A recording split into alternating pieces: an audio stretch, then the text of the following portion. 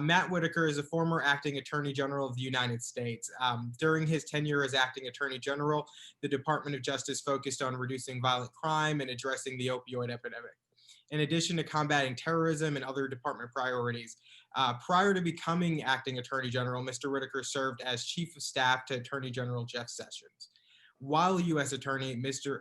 Whitaker served on the Controlled Substances and Asset Forfeiture Subcommittee of the Attorney General's Advisory Committee, a group of 30 United States attorneys from across the country focusing on the Department of Justice efforts against drug trafficking.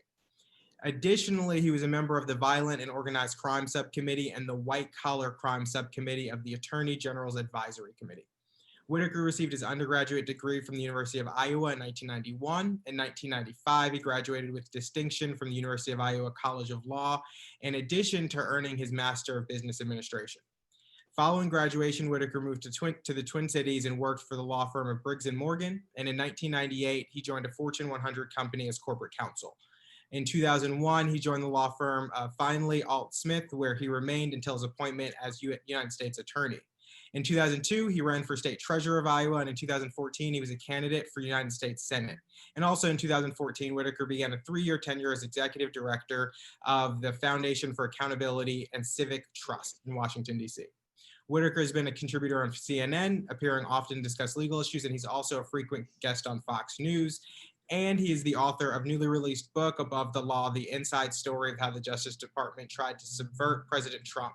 And that was released in May of this year. And so we're going to try to, in our email where we previewed this, we sent a link to it. We'll send another link to that and send you guys information so you can get that book and make sure you read that after today's conversation. So thank you so much, Matt, for joining us. I'm going to hand it over to you to kind of give your introduction, highlight anything I missed, and just let us know what's going on with you currently. Well, thank you so much, and I'm really glad to join this distinguished group. I'm sure many of you have seen me from time to time on Fox. I'm on there. In fact, I was supposed to be on today. If it wasn't for the hearing going through the lunch hour, I was going to be on Outnumbered with that great show. But anyway, as you mentioned, here's the book. I have my last copy, so get yours. But Above the Law, if you notice, anybody that knows what I'm about, you're going to accuse me of doing it in Iowa Hawkeye colors, black and gold. That was the publisher that made me do that. It was against my my better judgment. But I'm very happy with the book and how it came out.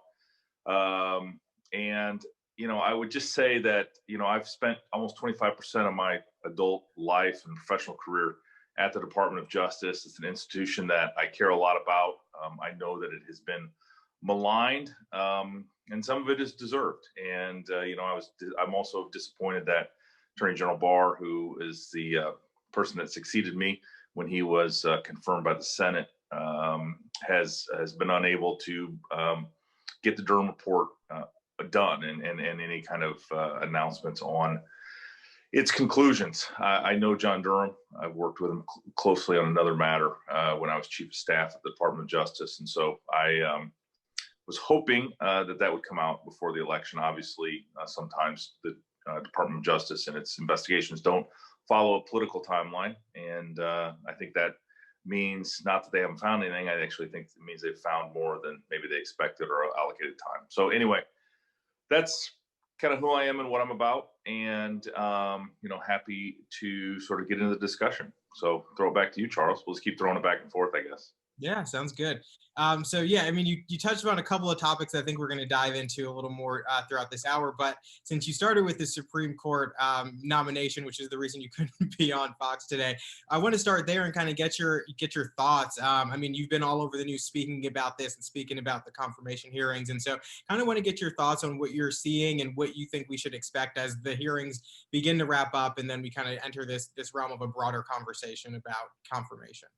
Yeah, it's hard not for me to immediately contrast what we're seeing with the civility in this confirmation hearing versus what we saw in the complete circus that was the Kavanaugh, confirmation. I think Amy Coney Barrett is a tremendously well-qualified judge. She is going to be tremendous on the Supreme Court.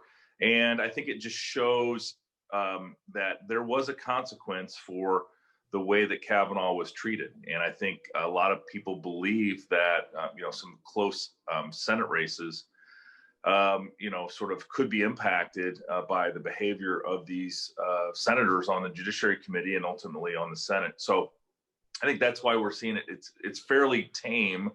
If you've noticed, most of the Democrat senators have used this hearing and their time mostly to score sort of political points and not do any real damage to Judge Barrett. I think as I've watched a lot of the questioning, the nice thing about Amy Coney Barrett is I think she's a reliable conservative. I think Democrats have pointed that out, but that doesn't make her disqualified or impugn her ability to do the job. And a lot of people use the term, I think, and throw it around, sort of elections have consequences. But in this case, this ultimately, and the Democrats really have nobody to blame but themselves, because Ruth Bader Ginsburg, obviously could have resigned and had President Obama appoint her successor. She chose to, I think, roll the dice to some extent. If you can roll the dice with how long you're going to live, I don't think I can, but nonetheless, maybe some people can. And and she essentially estimated wrong. Her health continued to decline over the first term of President Trump, and she unfortunately passed away, and that has created a vacancy. And we've heard a lot of this history. I know many of you on this call know this, but I've been saying this everywhere I can go. There's been two complete false facts that have been perpetuated by the left that need to be cleaned up. One is this idea sort of that it's unprecedented or illegitimate, illegal, unconstitutional that the president's appointing this seat. That's just not true. In fact, how it's different from the Obama Merrick Garland situation is, President Obama was in his second term and was therefore essentially a lame duck president. And in 2016, there was going to be a new president. It was either going to be Donald Trump or Hillary Clinton. And so the position of the Republicans in the Senate was that we should wait for the people to have a voice in that. In this case, there is a likelihood that President Trump will be reelected. And if not, obviously Joe Biden, his opponent, would be elected. And so in this case, we don't have a lame duck president where necessarily, so I think it's a different situation in that regard. I think you've also, in the vice presidential debate and then after, there's been this idea that somehow honest Abraham Lincoln, actually the person that my youngest son is named after, is even had a vacancy close to the election, and because he was of such sound character and judgment, he waited to appoint the successor of that. That's actually false. President Lincoln appointed the successor in that seat as soon as he could. The Senate was not in session. As soon as they were in December after the election of 1864, President Lincoln immediately appointed someone to the court in December when the Senate was back. And so, we forget sometimes that the Senate actually was not in session as much as they are now. And we also forget that senators had a hard time traveling to Washington, D.C., and it was a bit of a burden to be in session and away from, they couldn't just take a red eye to do Senate confirmation hearings the week, following the nomination of a candidate. So, I think it's very disingenuous, especially for Senator Harris, but really anyone on the left, to suggest that this situation with Ruth Bader Ginsburg passing away and Amy Coney Barrett's appointment to be analogous to what President Lincoln was facing in 1864. Remember, it was also in the middle of a civil war, and President Lincoln may have had a few things on his plate at that period of time in that election. So, I think that's a couple of my thoughts. Otherwise, I've been so impressed by Amy Coney Barrett. I can see why a lot of my friends that pay more attention to federal court judges than I do said that she was, the hands down obvious pick for this seat. And really, I know that she was almost the pick when Justice Kavanaugh was up for that seat. So I think President Trump has played these cards, I think, politically correctly, and ultimately we'll see how the American people react. But it's been a very tame and really uncontroversial nomination situation, as far as I can tell. Yeah, so I think it's a important point. You mentioned the civility that we're seeing, especially when compared to the Kavanaugh hearings.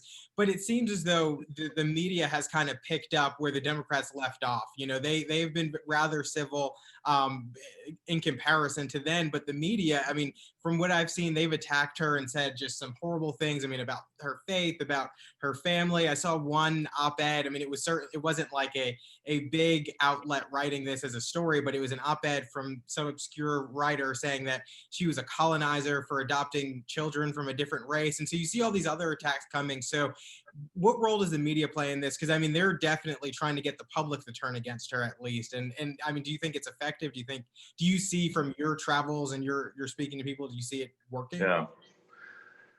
I don't. I mean, I could rail against the left-wing media for really the rest of the day, and it won't get me very far. And second, I think we assume how corrupt and biased, especially the mainstream media, Washington Post, New York Times. I mean, it was not lost on me sort of their hit pieces on her on the first day, coordinated obviously with the to support and give cover to the senators. And it's really it's too bad that we have lost to some extent. I think in our society, many of our fellow citizens don't inquire, and we've all a little bit sort of gone to our corners. Those of you that know history know that this is not unusual to have media outlets that are actually affiliated with parties or essentially sympathetic to parties. We saw this. I mean, I was speaking about Lincoln in 1860s. I think the entire second half of the 1800s, you had tremendously biased media outlets. I mean, you could even go back to our founding of our country and the media, and how traditionally they would print the wrong version of speeches, or they would the reporter on the ground would report things that were said that weren't. And so if you read a lot of history, you see sort of that being through the lens of history being sort of diced out by writers that cover it. But I think we had this period of time, and really it was kind of post Watergate and maybe into sort of the 90s. But even if you look at some of that coverage, I mean, I think we gave way too much responsibility and authority to sort of the big ABC, NBC, CBS, together with the larger papers. And so I think we're just naturally kind of falling into the state of what we kind of have always been as a country, which is a partisan media that that looks through the lens of sort of their own personal attitudes. And it's really I think long term it's going to be harder and harder to bring the American people together when we all begin to see really different versions of reality where there actually is no objective facts. You see this especially, again, my bias, I am obviously a Republican. I have run twice for statewide office in my home state of Iowa. And so I do not come without my own biases on this, but I would say, I see from the left where oftentimes, they're, the headline that pops out is if you remember, sort of the fiery, mostly peaceful protests in Kenosha is a prime example of how they can't even, sort of play it straight when, essentially the mob, erupted in Kenosha in response to a police-involved incident. And, obviously the whole town was smashed and burned down and looted. And, they're still trying to suggest that, that it was peaceful. But anyway, I mean, I think that is, that's a flavor of what we face. But at the same time, as someone that believes in the American experience and believes that we will, we're a little bit like a sailboat as a country. We kind of tack our way to the right thing. Eventually we get there after we try everything that's not the right direction. I think we will, we'll persevere through this, and I think our country will respond appropriately. Yeah. So, I mean, you segued into that nicely, because I did want to ask about kind of your perspective on these riots and everything, because I have seen you speak about that at length as well. And you're right, there seems to be this different version of reality that some people see. You'll see a lot of news outlets reporting that yes, they're mostly peaceful while buildings Right. are burning down in the background, or while small businesses are burning down. And one of the things that I saw you speak about was when the federal government should step in to start quelling some of the civil unrest. And so kind of want to get your thoughts on that specific issue, but just generally speaking, kind of where we're headed, because it doesn't seem as though, I mean, I think we're in certainly over 100 days of civil unrest, at least on the West Coast. We haven't had too much of it in Texas, but it's certainly something that hasn't died down yet. So I want to get your thoughts on that. Well, that's because you have a strong law enforcement tradition, and I think, and an armed citizenry, which isn't going to suffer, a lot of looting and rioting. I was pulling my phone, not to be rude. I'm actually looking up a General Ashcroft quote about this, and I'm gonna quote 3 paragraphs from a speech he gave on sort of this idea, because I think it captures where I come from too. And he said, the notion that the law can enhance, not diminish freedom is an old one. John Locke said the end of law is, quote, not to abolish or restrain, but to preserve and enlarge freedom. George Washington called this ordered liberty. There are some voices in the discussion of how best to preserve freedom that reject the idea that law can enhance freedom. They think that passage and enforcement of any law is necessarily an infringement of liberty. Ordered liberty, remember that's Washington's term, is the reason that we are the most open and most secure society in the world. Ordered liberty is a guiding principle, not a stumbling block to security. And I think that really frames, if you think about, the need for law enforcement and law and order, it actually enhances all of our freedoms. The ability of every child to play safely in their front yard, to sleep, soundly without fear of violence in their own bed. I think, that's what makes our society so free and so great. And I think we need to get to that. I've been disappointed, especially in Portland, but also places like Seattle. And there's 2 kinds of violence that are actually facing us. There are those that kind of the rioting, where people are, attacking federal courthouses, trying to burn down, looting, and things we've seen in Kenosha and other places. And then there's this rise in violent crime, and mostly gang violence, that we've seen in places like Kansas City, Chicago, Baltimore, and some other places that also has to be arrested. And while the federal, it would be wonderful if the federal government had this massive police force that they could surge to places that need help. And obviously there is a small contingent of that, that mostly these matters are handled by local law enforcement, and I worked very closely with local law enforcement, both as the U.S. attorney in the Bush administration and as chief of staff and acting attorney general. And I think they are some of the best of us, not the worst of us. And I think we need to make sure that law enforcement doesn't get discouraged, doesn't have happen what happened in Ferguson and other places, where essentially the federal government blamed entire police forces for situations that were mischaracterized and otherwise used by politicians to try to divide us. And so everywhere I go, I take great pride in thanking the men and women of law enforcement, to telling them that we have their back and they have our thanks, and making sure that that we encourage people to pursue a career in law enforcement, and not let sort of the left and the people that kind of want less freedom, less liberty, less law and order, not let those voices prevail.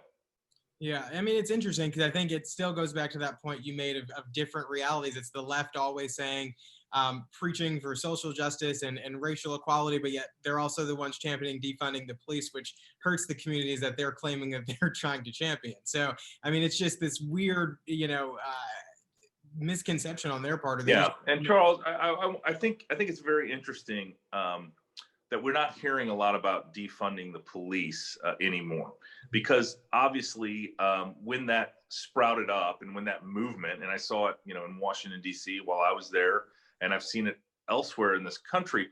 That's not what the American people want, and in fact, some of the most vulnerable communities know exactly that they're the ones that, if the police is reduced, that they're the ones that are going to be most dramatically affected by less law enforcement.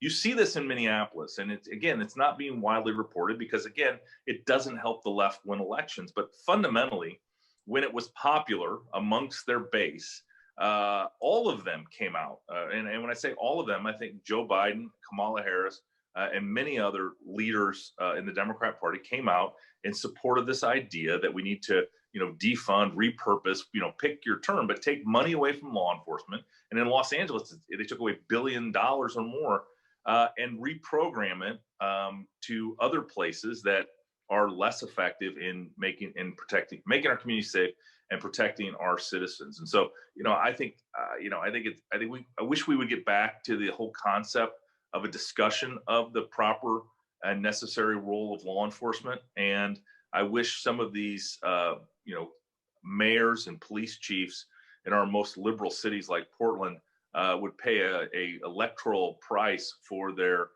inability to protect their citizens from this type of mob violence. Something else I wanted to kind of switch over and talk about. It's another thing that you've, it's the theme of your book, but you've also been on every news outlet talking about it as well, is this idea of unelected bureaucrats within the government subverting the administration, whether it's, stuff coming from the White House or the Department of Education or any other department, kind of just hoping to wait it out and do what they want to do and go against the administration's policies. So wanted to hear about more of what you've seen from your experience as acting AG and just kind of what your thoughts are there. Well, my experience actually goes back to my first stint in the federal government at the U.S. Attorney's Office in the Southern District of Iowa, not to be confused with the Southern District of New York. But, and it was something that my first assistant told me that was an attitude that prevailed with some of our career employees. And that was that they knew that they were there when you got there and they'll be there when you're gone. And this idea that essentially political leadership can't be as effective because they can wait you out. And when I say they, I mean these lifetime bureaucrats that have civil service protection, and ultimately all you can do is move them around and not ultimately fire them without some egregious behavior. And so, I learned for the 5.5 years I was at the Southern District of Iowa as U.S. Attorney how to manage in that environment. I think it helped me then when I became Chief of Staff at the Department of Justice in 2017. Fundamentally, it's been said, and it's so true, that people are policy. And, we need to remember that everyone that's in these roles, if you look, for example, the Department of Justice, there's 110,000 approximately employees, includes the FBI, Bureau of Prisons, ATF, DEA, U.S. Marshals, and a whole lot of other folks. And they're spread not only all over the country, but all over the world. And so to some extent, managing that sprawling of a workforce, that diverse of a workforce is a challenge. And there's very few political leaders that are appointed by the president to carry his priorities into the Department of Justice. I remember one conversation I had with the current FBI director, Chris Wray, kind of talking about what needed to happen at the FBI. And he just turned to me and he said, I am the only political appointee at the FBI. And there's about, I think 28,000 employees at the FBI. And he was the only person that President Trump had put in to the FBI. Everyone else was a career professional that had been, gone through civil service and competed for their job and the like. And, many of those people in the FBI I worked with directly, and I have such a high regard for them.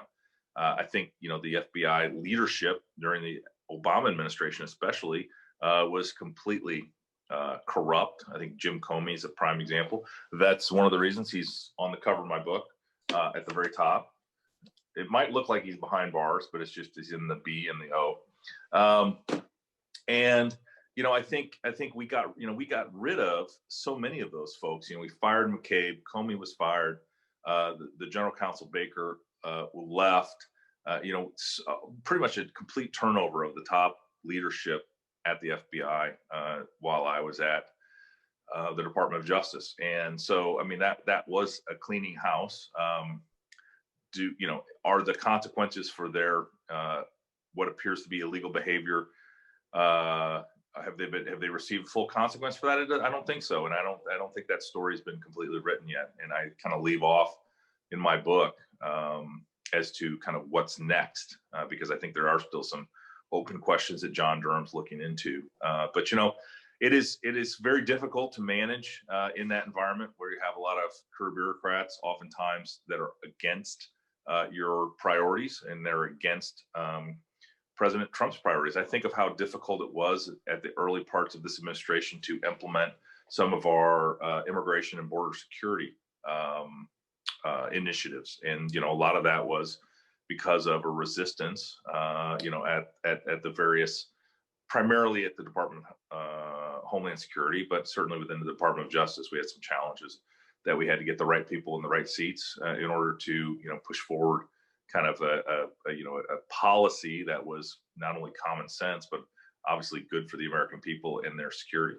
You talked about rooting some of these folks out. So is that how you kind of restore the faith into these institutions, whether it's justice or the intelligence community? Because it does seem as though the past 4 years, faith has eroded largely because of a lot of these folks, and they're subverting the administration. So is that how you work towards that? It's kind of rooting out some of these folks who are leading the rebellion from within inside? Yeah, I think yes, and I think we need to make sure that what happened to President Trump never happens to another American president. If again, I don't think this is controversial what I'm about to say, but some people might disagree with me. But it is pretty clear right now that the whole concept of Russian collusion, of essentially a criminal conspiracy between the Trump campaign and the Russian government, was a complete fiction created by Hillary Clinton and Christopher Steele, who put together this dossier that outlined sort of essentially Russian disinformation. And I don't think there's any doubt. I mean, I just think it's pretty clear if you draw it on a flow chart and a line, that the dots connect very easily. And again, you apply Occam's razor, which is the most likely explanation is the explanation. And I think you find that that's what happened. And somehow along the way, the FBI and the intelligence community got sucked up into it, whether knowingly or unknowingly, on this complete creation of the Democrat Party and Hillary Clinton, their nominee. And it does not mean, and this is where I think we got to be smart as how we talk about this, and how I talk about it, because I know I've seen the reports and I've seen the intelligence. I know, I mean, the Russian government, since Reagan, has been trying to meddle and interfere and do all sorts of things in our elections. And, sort of who their preferred candidate is doesn't mean that candidate is necessarily who they prefer. It's just they're trying to cause chaos and disrupt our lawful system of elections. And it's, I think it's so clear to me that how this happens, why it happens, why it shouldn't be sort of a red versus blue type issue. We should obviously have free and fair elections. Foreign countries, including the Chinese, the North Koreans, the Iranians, and the Russians, should not and should be prevented and should be punished for trying to interfere in our elections. And by the way, we are the largest republic on the globe. That being said, it doesn't mean that Russia and China and Iran and North Korea and others are not trying to interfere and affect other countries' elections and outcomes and leaders. Again, mostly to sow chaos and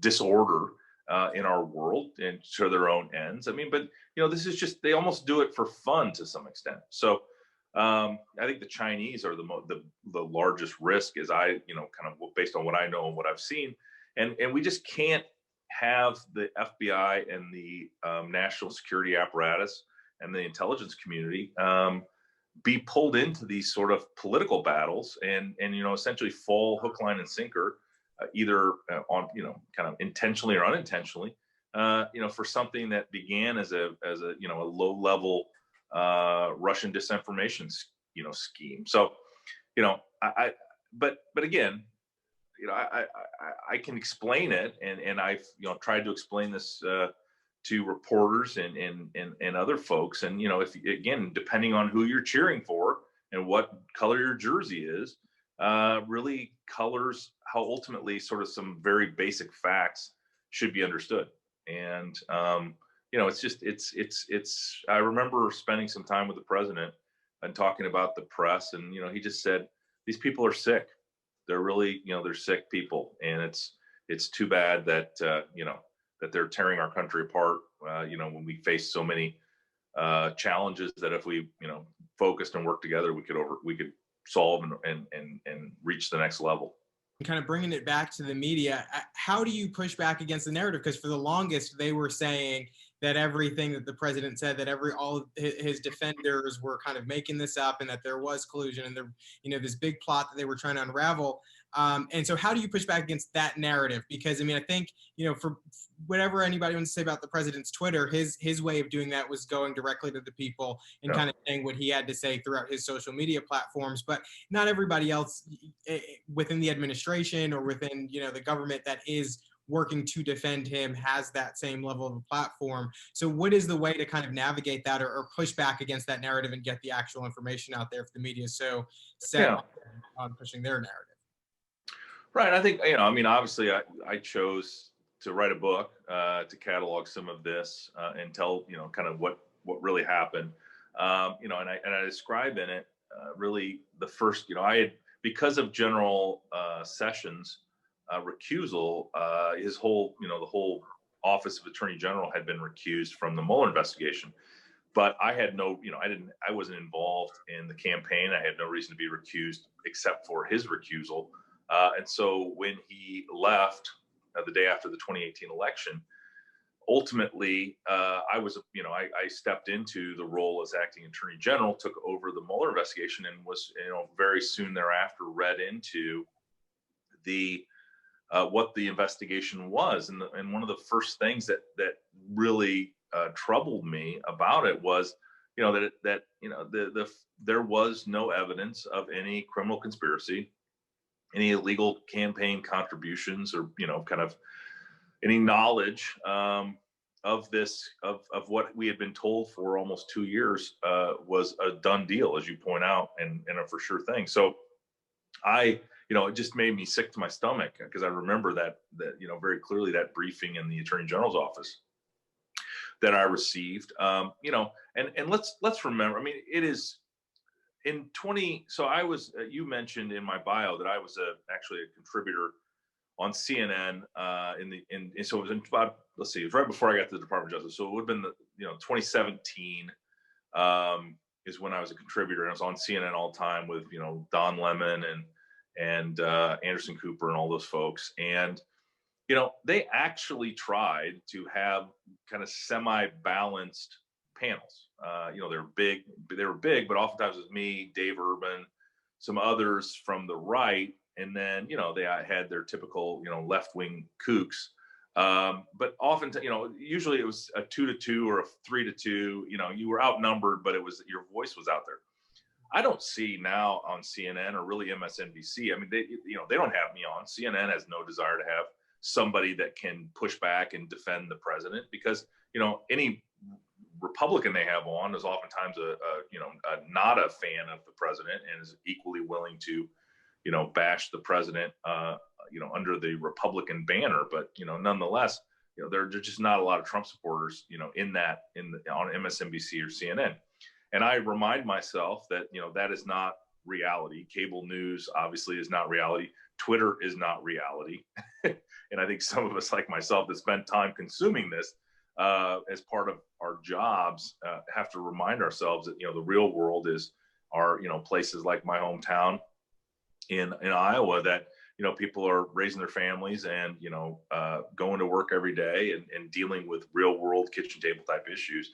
They're not worried about who on Twitter dissed somebody else, and has caused a something to trend. So that being said, I guess my point is just that the left's media outlets, CNN and MSNBC, New York Times, Washington Post, and others, just have no desire to even have a voice, coming from President Trump's camp, or any voice that could rationally defend and make these points that I'm making to you right now. Right. I think conservatives who've been shut out by the media, especially in recent years, have shifted to social media to try to get their message out. But I mean, I think we're definitely seeing silencing there. I know PragerU has often said their videos have been kind of blacklisted, if you will, so they can't get views and other shares and things like that. And I know that you talk a lot about the algorithms, essentially in terms of campaigning, should be considered campaign contributions because of the way that they structure them and again promote certain things over others. So I wanted to get your thoughts about that and see if you can kind of shed some light on that for us. Yeah, so this is an area that I spent some time on when I was at the Department of Justice, and have since become very interested in. And it's this whole idea, involves kind of whether the social media platforms are publishers, whether they should have Section 230 under the Communications Decency Act immunity, how that issue is going to ultimately be resolved, because you have people that have created, through using those platforms, businesses, very successful businesses, that ultimately are demonetized. Essentially, they take away all their traffic to their website, to their content, and in one case, I'm familiar with. Not only did they take away that audience, but then they brokered the sale of that business to a competitor. And it's because and then allowed the same business that they had taken offline to continue. And so it's a really kind of important issue that I think is pending in front of the courts. And in fact, while the Supreme Court just declined to take a Section 230 case, Clarence Thomas wrote a very strong dissent to the declining certiorari. And this is like, I feel like since we've all been watching this Amy Coney Barrett, we're a lot smarter on Supreme Court practice. And so maybe I can talk more freely because we've all been watching it for 2 days. But, the long story short is this issue should be fixed by Congress. The social media platforms have too much power, too much ability to demonetize, shadow ban, kind of reduce people's traffic and the like. And I think, there's going to be a response to that, whether it's the Department of Justice and their antitrust, or whether it's,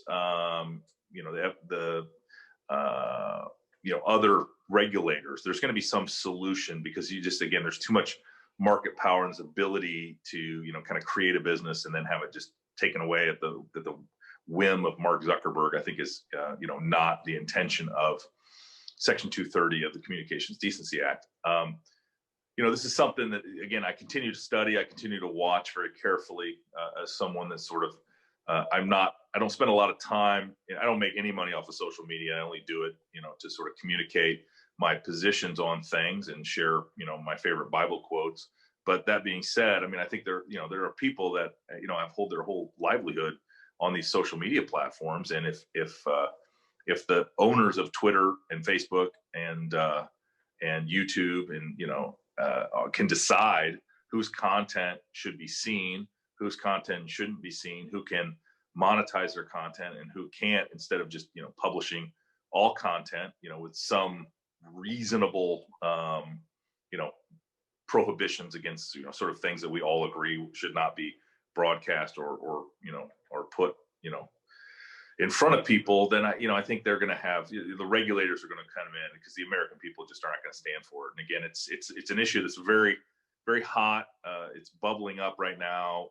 I've run into too many people and too many companies that have had just complete horror stories on these subjects. And so it's an area that I'm spending a lot of time on. I actually have some clients in this space that are, seeking my legal advice and counsel. And so it's been a really interesting area. I think ultimately, the Supreme Court, if the Department of Justice or if Congress don't end up wading in, I think we're going to see the Supreme Court ultimately give some interpretation to Section 230 of the Communications Decency Act.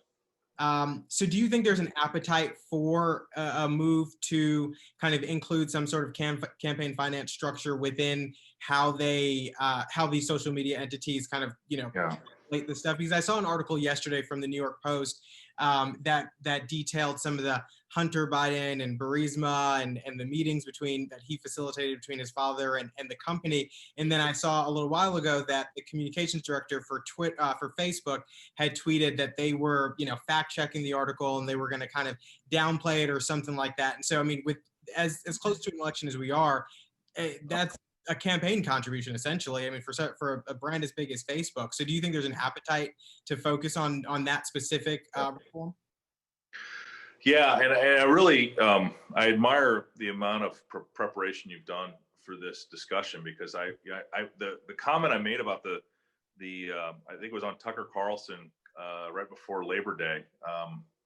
He asked me that, and I thought, if they're these algorithms, if they can prop up content or suppress content, ultimately, that would be, if it's not just playing straight across the board, that could be a campaign contribution, because, that's, I mean, what are you doing? You're essentially giving one viewpoint more, kind of more credibility than another. And I know, this is the challenge. And what we saw in 2016 is obviously it was a little bit of the Wild West where, kind of content creators were, putting things out there. It was not, they weren't following necessarily all journalistic standards, but I mean, what does that even mean anymore? I'm not sure that the journalists follow journalistic standards.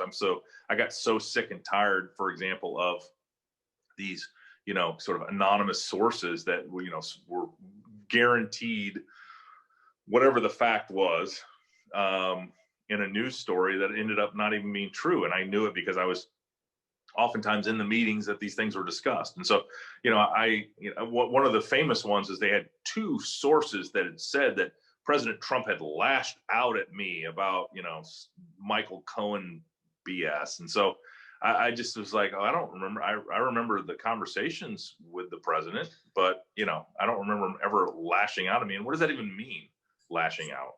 So, I mean, it's that kind of like complete, just ridiculous garbage that, I just think that ultimately the American people are, as we don't give the American people enough credit for how smart they are and how they can discern these types of things. And they know that if they're reading a story from, for example, Sputnik, maybe it's not as reliable as something from, a major news outlet. But, to some extent, I don't even believe these major news outlets. I mean, sort of I can't remember the famous quote, but, I just kind of believe very little of what you read and believe even less of what you hear. And I think that's, I think it's just a good reminder. And maybe to some extent, we need to make sure we continue to teach our kids how to discern and verify and do the types of things that, a good consumer of media naturally does. And so,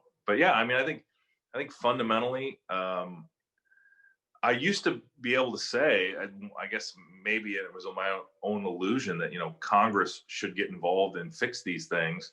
I'm not sure Congress can do anything. They can't. I'm not even sure if they had a light bulb out, they could pass a law to replace a light bulb, because it's become so non-functional as we sit here today. Yeah. I was going to ask about the Durham report. You mentioned it before, and kind of the lengthy process that it's taken to complete. What do you think is moving forward? What do we see? What's the outcome here? From what you can speak of, I guess. What do you see moving forward?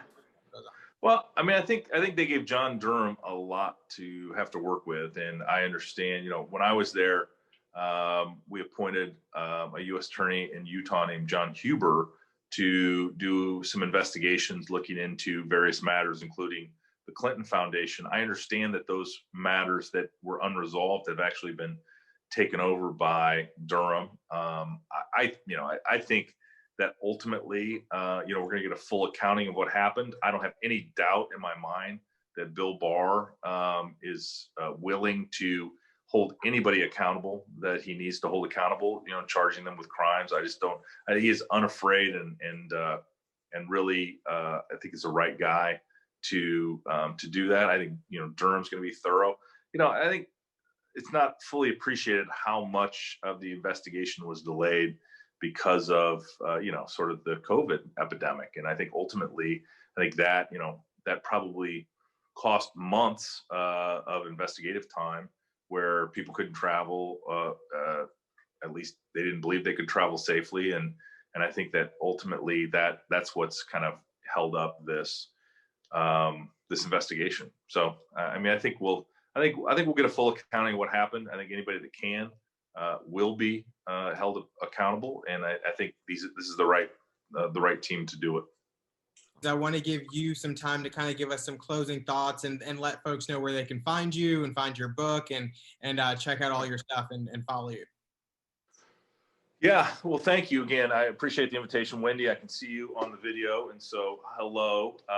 Thanks for the invitation. I know that this group is not only super engaged in your communities and in your state, but I think you're all patriots that want the best for our country. So you can get the book on Amazon, or if you don't want to do Amazon, places like Barnes and Noble, Target, and the like.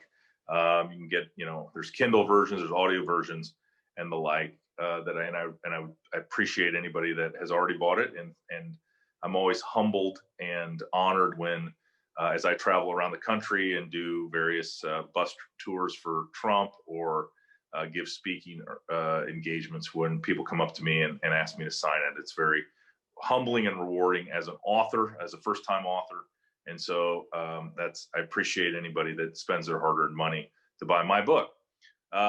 So you can find me on most social media, Twitter, Facebook, Matt Whitaker 46. You can usually I will put on Twitter, especially when I'm going to be on Fox or any other media outlet. For example, tonight I think I'm on Fox Business during the 5 o'clock Central, 6 o'clock Eastern hour with Liz McDonald on, and I always appreciate feedback on those appearances. They take more time to prepare than you can imagine. And I just, I want to say that no matter what happens in November, that I believe in the United States of America. I don't believe that we are a great republic on the decline. I actually believe that our best days are ahead of us. I think that what needs to happen more than ever is we need to have an informed and engaged electorate. And, I think you see in states where that's happening, I think you're seeing great things. And I think in states where, it's not happening, I think you're seeing challenges. I think of my home state of Iowa, and as many of you know, I'm a proud Iowan. And I see a lot of great things happening in the state of Iowa.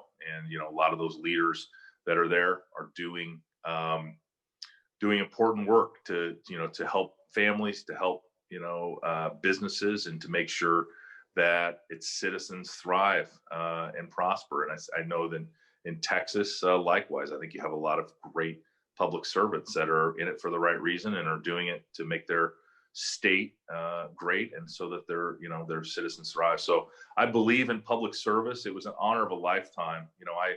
I also believe that it shouldn't be a career job.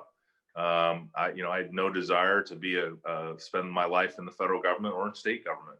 I have always been willing to serve, but then go out and live under those laws that I enforced. And I hope that members of our Senate and Congress ultimately get back to the citizen servant model, where they serve for a limited period of time and then they go live under the laws that they pass. And so I think our best days are ahead of us. I think American greatness is, we're the greatest idea ever conceived. And I think American greatness is still within our grasp, and that we continue to aspire to be that shining city on the hill that Ronald Reagan described. So that's all I have to say.